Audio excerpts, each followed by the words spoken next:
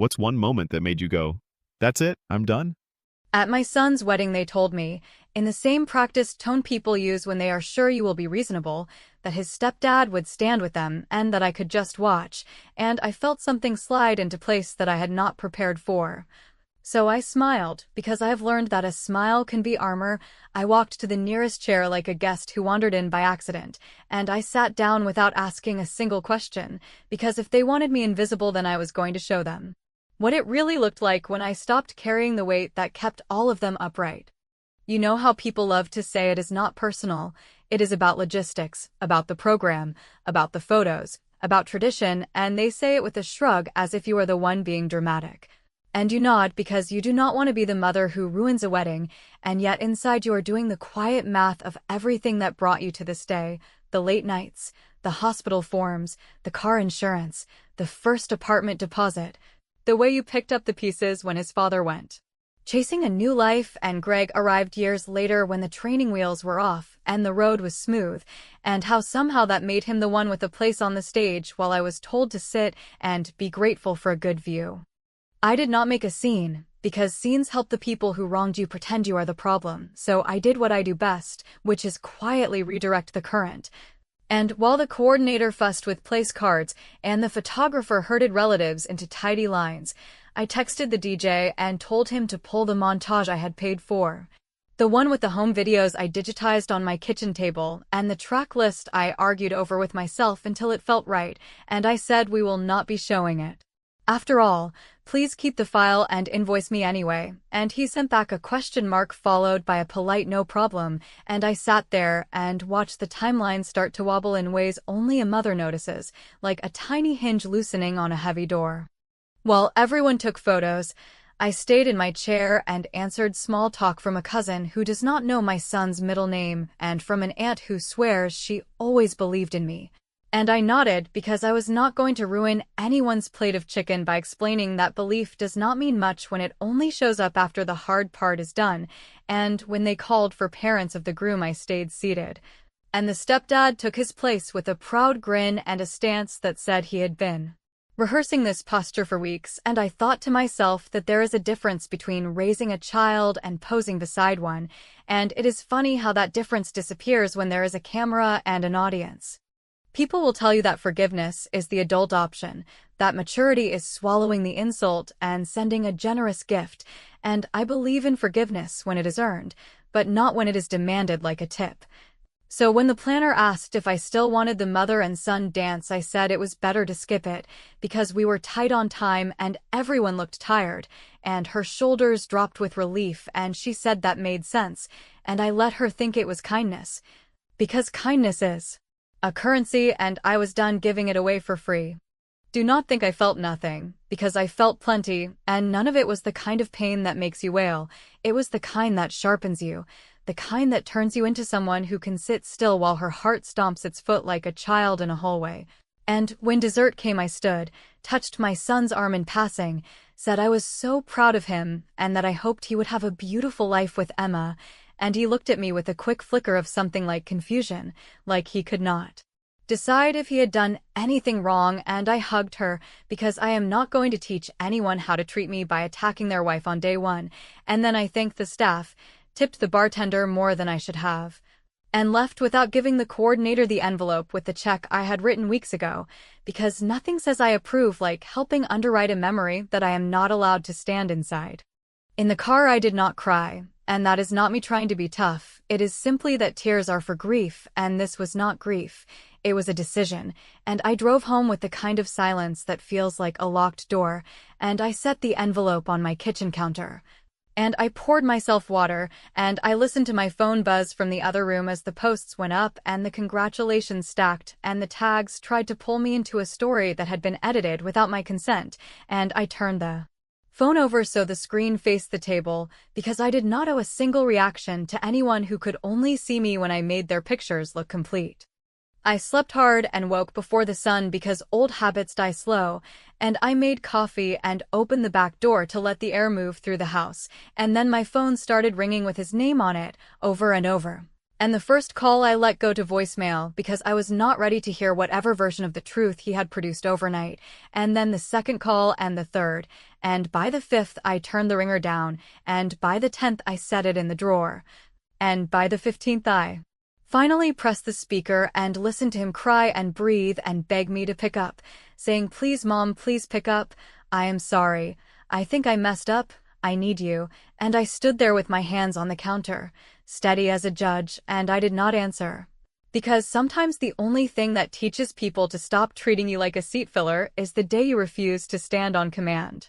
When the calls kept coming like a heartbeat that would not regulate itself and the voicemail counter stacked up into a crooked little tower of apologies and half-formed explanations, I stood in my kitchen and let the sound run through the house while I made coffee I barely intended to drink, because I wanted him to hear his own panic echo against the quiet he had left me in the night before. And as I listened without replying, I thought about all the years that had trained me to answer on the first ring, to fix what was broken before anyone had to feel the consequences, and how that training had slowly turned me into a tool everyone reached for whenever something heavy needed lifting. Which is why this time I decided to let the weight sit where it fell and make the people who dropped it learn how to pick it up themselves. I pressed play on the first message and heard his voice doing that young again tremble that takes you right back to scraped knees and science projects that fell apart. And he said it came out wrong last night and he did not mean to hurt me, and it was just a logistics thing, and Emma's mother had planned the lineup and Greg had offered, and he thought I would understand, which was hilarious in the brittle way painful things can be, because he was still acting as if understanding meant I would disappear on command. And the next message was shorter and more frantic, and he asked if I was angry and whether he should come over, and the third message swerved toward bargaining, promising a second small reception where I could stand where I deserved, as if tokens could buy back dignity once it had been auctioned off to keep the picture tidy. It is strange how the mind pulls old film while the present plays, because while his voice cracked in my kitchen, I saw him at 8 years old at a dentist appointment I could barely afford, where he clutched my sleeve with a hand that still had marker stains from school. And I remembered how I negotiated payment plans and packed lunches and traded shifts and sat through football games where his father showed up for the coin toss and left before halftime, and I thought about Greg arriving later, with season tickets and firm opinions about discipline, and the way he positioned himself at every holiday photo like a spokesperson beside a brand. And I realized that if I picked up right now, I would be teaching my son that you can publicly cut me out and privately expect me to patch the cut so no one sees the seam, which is a lesson I refuse to teach any longer. So I did something that would feel small to anyone who has not paid the bills behind other people's big gestures, and very large to anyone who has, which is that I opened my laptop and found the confirmation for the honeymoon flights I had reserved as a surprise with the mountain of miles I have hoarded instead of vacations, and I called the airline and spoke to a cheerful agent who thanked me for my loyalty. And I said plans had changed and the tickets needed to be returned to my account, and when she asked if the travelers knew, I said they would soon, and when she wished me a good day, I told her I was finally having one. And then I emailed the hotel manager who had upgraded them to a suite on my card with a welcome note I had written and asked that the upgrade be cancelled and the card information removed from file. Because if I am going to be just a spectator, then I am certainly not going to pay for the stage. While I was logged in, I forwarded the photographer's contract to myself and highlighted the line items I had added months ago, the heirloom album and the extra hours and the rush turnaround. And I wrote a calm message that said I was withdrawing those additions and that any remaining balance should be billed directly to the couple, and I thanked her for her artistry because none of this was her fault, and I hit send without a single dramatic flourish, because real power rarely needs volume, and because the sound I wanted to hear was my own boundary sliding into place with a clean click. Message 8 was him saying he did not sleep and that Emma was upset and that social media was a mess because people were asking where I was in the photos. And message 9 tried to turn the ship with a joke about how families are complicated and weddings magnify everything. And message 10 said Greg had already called him twice to tell him I was being unfair and that a mother should not hold grudges, which made me laugh in a way that did not feel kind. And message 11 said the hotel was saying something about changes and could I call him because there must be a mistake, and message 12 bled into 13 with breath and apologies, and that helpless little boy tone that used to melt me, but I let it sit there. Because it is not my job to make grown men feel like children so they can avoid acting like adults. By the time I reached message 14, he had shed the excuses, and he said he had been trying to be everything to everyone, and that somewhere in the shuffle he had put me on a shelf like a keepsake he assumed would always be there waiting to be dusted off for a quieter day. And that line pierced me in a place I did not know was still soft, and then message 15 landed, and in that one his voice dropped into something I had never heard from him, not panic and not performance, but a braced kind of honesty where he said that Greg had insisted on the lineup because he wanted the room to see who held the microphone now, that Emma had deferred because conflict makes her itch, that he had gone along because he thought I would not make trouble and that I would love him anyway, and that the worst part was that he knew I was right to ignore him because for the first time he was sitting in a mess that had my shape and he could not pick it up without me. And as I listened, I walked to the front window and saw a car idle at the curb with the engine still clicking, and I knew before the doorbell rang what the next move would be. Which is why I slipped the latch on the chain and let the bell scream into the hallway while I breathed slowly and decided that if he wanted entry today, he was going to have to do more than knock. Through the wood and the chain and the hollow ring of a bell that would not quit, I could hear my son say my name the way people do when they are trying to pull time backward. And I let him speak to the door for a while because I needed him to meet the version of me that did not rush to translate his discomfort into my responsibility, and when I finally answered, I did not open. I only asked him to step back so I could see his face through the narrow gap, and I told him that if he wanted a conversation, it would not be a performance in my hallway where he sobs and I forgive and we both pretend nothing structural happened. It would be a negotiation with terms and consequences and receipts. And he nodded the way a person nods when the ground is moving, which is to say quickly and with no idea where to put his feet. I told him I had listened to every message and that I believed he was sorry for the chaos rather than sorry for the choice, and that the difference mattered because one apology asks me to mop, while the other asks him to replace a pipe. And he said he understood and I said good, then here is the first rule. You will stop trying to fix this privately and you will correct it publicly where you staged it, which means that before we speak past this moment you will send a message to every person who helped choreograph yesterday, to Emma, to her parents, to Greg, to your father if you like, and you will say in plain words that you chose to sideline your mother to avoid conflict with people who did not raise you, that it was wrong, that you are responsible for that decision, and that any story moving forward will put things back where they belong without asking me to smile for the edit. And I said send it now from the porch and show me the screen when you are done, because I am done with promises that evaporate once a door closes. He said that would start a war, and I said wars do not start over truth, they start over the exposure of lies. And if you are worried about Emma, then consider she married a man who knows how to repair damage he created. And if you are worried about Greg, then I suggest you remember that he volunteered for a spotlight that was never his. And if you are worried about your reputation, then you should have been worried before you told me to sit down like an usher who wandered onto the wrong carpet.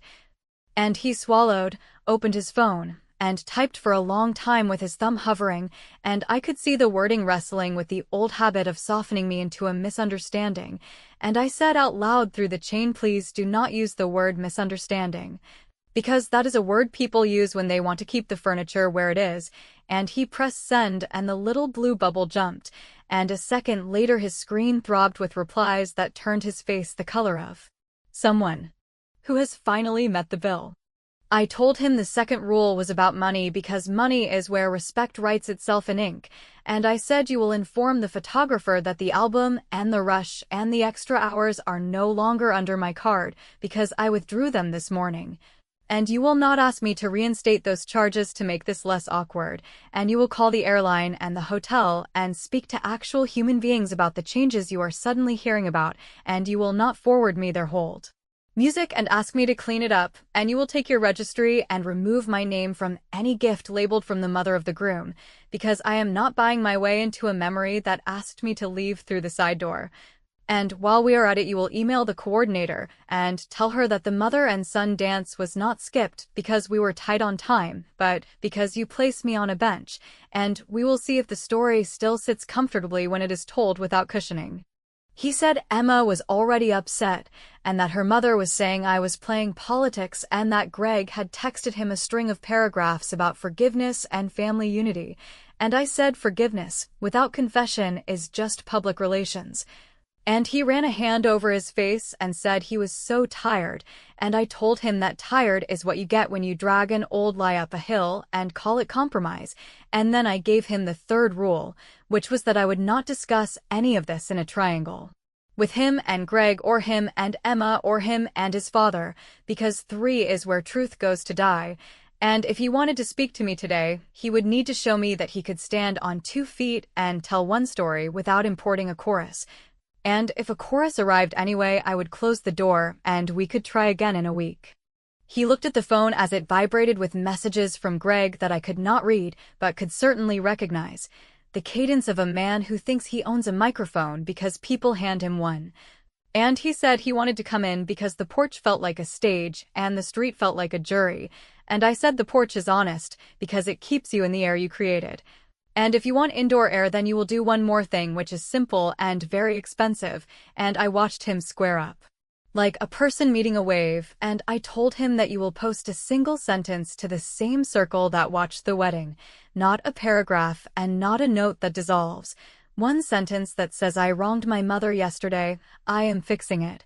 And I do not need anyone to defend me, and you will leave the comments on, and when he winced I added that if he turns them off I will know who he is still protecting, and he took a breath that sounded like a hinge, and he posted it, and the first comment arrived so fast it felt rehearsed, and it was from Emma asking if we could please pause this until after brunch with her family, because her grandmother did not need the stress, and he looked at me like a man who wants permission to delay the bomb.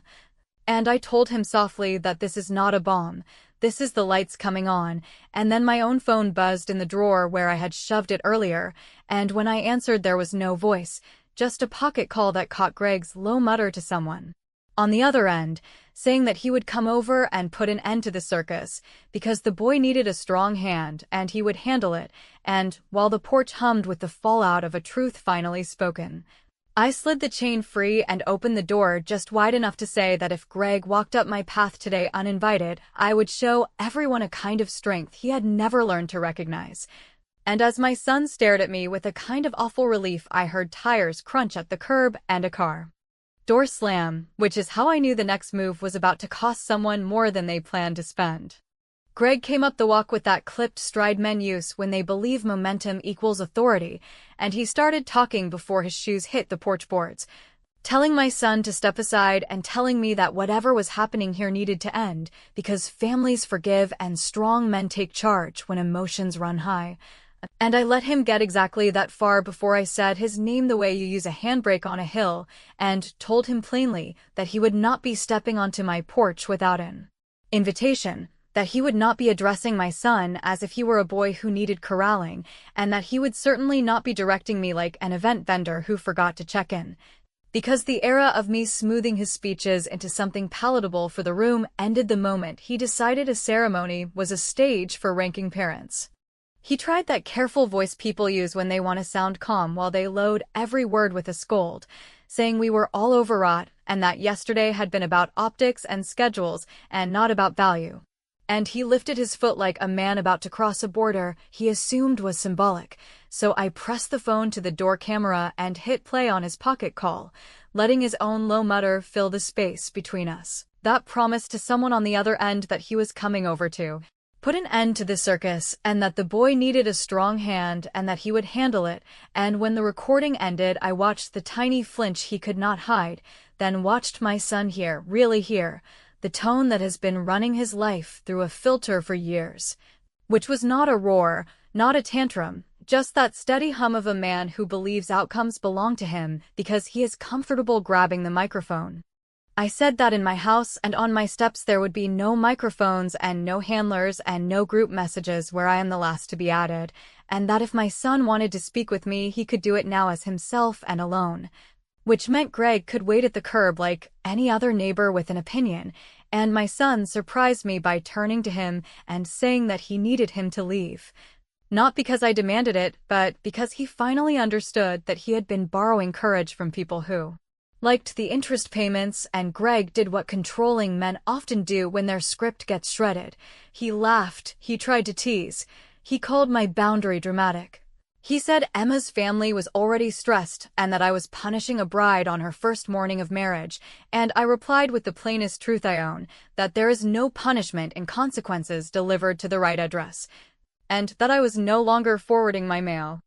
Once the path was clear, I opened the door and let my son stand inside the frame, but not yet step over it, because even thresholds teach, and I laid out what would happen next with the same even tone I used when I taught him to merge onto a highway, saying he had posted his sentence and sent his messages, and that was a start, and now there would be costs that matched the choices, not to hurt him, but to rebalance a ledger I had kept in silence for far too long. I told him the emergency card with my name that he had occasionally used to patch late fees was paused, and that the bank had already confirmed it. I told him the small savings account I had set aside as a quiet future down payment was back under my control until he could show me he would not fund his life with people who erased me when it suited the photograph. And I told him I had drafted a clean statement to the coordinator and the photographer explaining exactly why the so-called delays occurred, which meant no one would be allowed to tuck my absence into the drawer labeled scheduling. He said he understood, and then said he wished we could fix this without everyone watching, and I said that yesterday he made it public when it suited him, so today he could make it public when it cost him, and to his credit, he did not argue. He just asked what fixing looked like in real terms, and I told him it looked like standing up in front of the same people who had watched me be seated and saying out loud that he had chosen convenience over loyalty and that he was reversing it, and then it looked like a small gathering where he and I would stand side by side while he introduced me as his mother without qualifiers and let the room sit in the discomfort that honesty creates. And only after that would I decide whether I would step back toward him with anything other than words. Right then his phone lit with Emma's name, and he put it on speaker because we were done with side conversations, and her voice was tight and afraid in the way of someone who hates scenes more than injustices. And she asked if we could please delay any family talk until after the brunch her parents were already plated for, and I told her calmly that she could have her brunch and her calm, and we would not crash her morning, but that this afternoon there would be a separate moment at their house. Or at mine, her pick, where my son would speak and I would speak and no one would manage us but us, and she went quiet, then said her mother would never agree to that, and I said then the moment would happen without her mother, but it would happen, because the cleanup belongs to the people who tipped the table. I stepped back and finally let my son cross the threshold and sit at my kitchen table where he had done homework and taxes and apologies, and I put in front of him a plain folder with copies of receipts and emails and reservations. Not as ammunition, but as a ledger of love that had been anonymized in the telling, and I watched him pick through things he had benefited from without clocking who paid and how, and his face took on that hollowed look of someone seeing the pattern behind the picture. And he said he wanted to do the right thing, and that he wanted me to tell him what words would actually make a dent, and I said the words are simple, and the action is what makes them heavy. And then his phone buzzed again with a new message from Emma's mother that was not a request, but an order to keep any further drama off their property. And he looked at me with that old please that used to get me to swallow every hurt, and I said there would be no drama at their house, because there would be truth, and because truth sounds loud when people are used to being flattered, and as he nodded I slid the folder back toward myself and told him to tell them we were coming at 3, and that there would be no triangles, and no handlers, and no rewrites.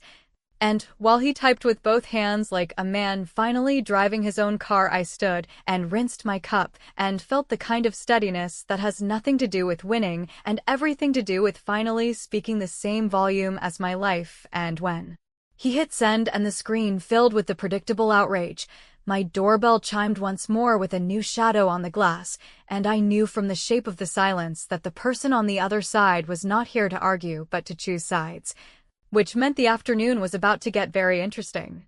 The shadow on the glass turned out to be my ex-husband standing with his hands awkwardly tucked in his pockets like a man who has spent years pretending he knows what to do with them and finally ran out of ideas.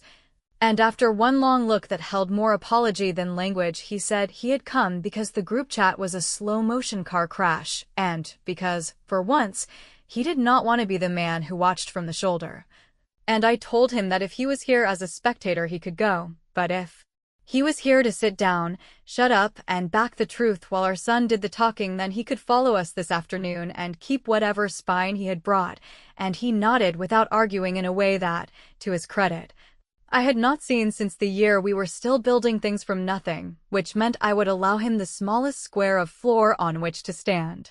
We drove separately because space teaches, and when we pulled up to Emma's parents' house the front yard looked like anxiety had set the table, with relatives gathered on the walk performing politeness and moving their mouths around words about decorum and timing. And as my son helped me out of the car like he was relearning how hands work, Emma's mother advanced with the smile of a woman who collects grievances like antiques and explained that they would prefer to keep any distress indoors and brief because there were elderly people present and because family harmony was important, and I told her that harmony is not the absence of minor keys, it is what you get when every note plays at the volume it deserves, and that this would be brief only if people stopped grabbing for the volume knob when it was not theirs. Inside, the room arranged itself the way rooms do when they are about to receive a piece of truth they have trained themselves to ignore. Which is to say, everyone sought cover in chairs and teacups while my son stood in the center with his phone in his hand and the sentence he had already posted glowing like a pilot light, and before anyone could begin the speech about smoothing things over, I took that phone, pressed the speaker icon, and played the pocket recording of Greg's voice that he had gifted me earlier, letting the sound of a man promising to come over and put an end to this circus and handle the boy with a strong hand spill into his own circle, and in the silence that followed I watched the first domino tip, which was not outrage but recognition, that quiet communal exhale of people who finally hear the script they've been pretending was improvisation. Greg tried to laugh it off with a line about context and heat of the moment, and how men say silly things when they are stressed, and that was when my ex-husband, who had spent too many years floating between scenes, did something I did not expect and told the room that he had seen the message thread from before the wedding where Greg insisted on the lineup and told our son that an audience needed clear signals about authority, and that he had said nothing because he did not want conflict on a happy day, and because he assumed I would forgive it like I have forgiven every poorly thought-out male decision we have made as a group for decades, and then he added that he was done assuming I would carry the cost. And I stood there and let him say it without rescuing him with a thank you, because a man's spine should not be rewarded like a trick. My son's voice cut through like a hinge opening, and he told the room that he had chosen convenience over loyalty, that he had treated his mother like a reliable prop who would pose nicely while everyone else grabbed the microphone, that he was ashamed of that,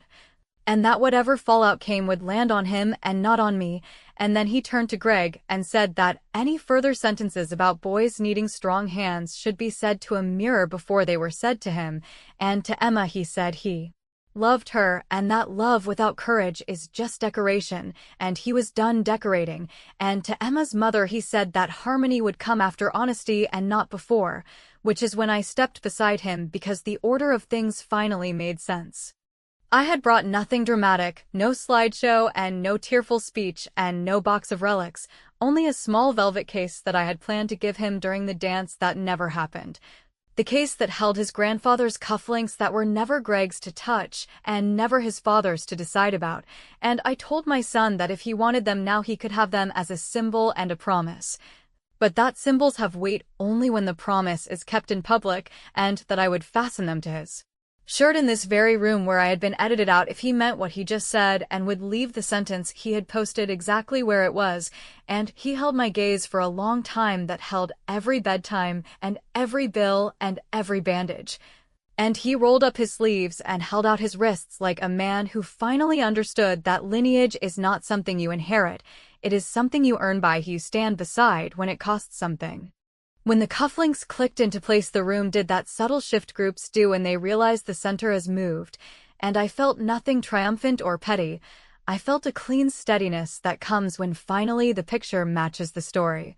And Emma's mother cleared her throat to ask whether we might now move on and enjoy the afternoon, and I said we absolutely could, with one note that would keep the air honest, which was that I would not be paying for any portion of a narrative in which I did not appear, that my money and my labor would never again be used as thread to stitch over seams created by someone else's pride, and that if anyone had a problem with it they could mail it to me in a letter with a stamp. Because I was done reading group messages that confused demand with intimacy. I did not stay for cake or coffee because endings should be clean when you can make them so, and as I walked out my son followed me to the porch, and he did not ask for a hug, and he did not make me forgive him to prove I still loved him. He simply said he was going to keep the sentence up and that he would be at my house later with Emma to talk about what repair looked like when it was not just a flurry of calls and promises, and I told him the door would be open, but the terms would not change. And he nodded like a man who understood that open does not mean easy, and I left them to their afternoon.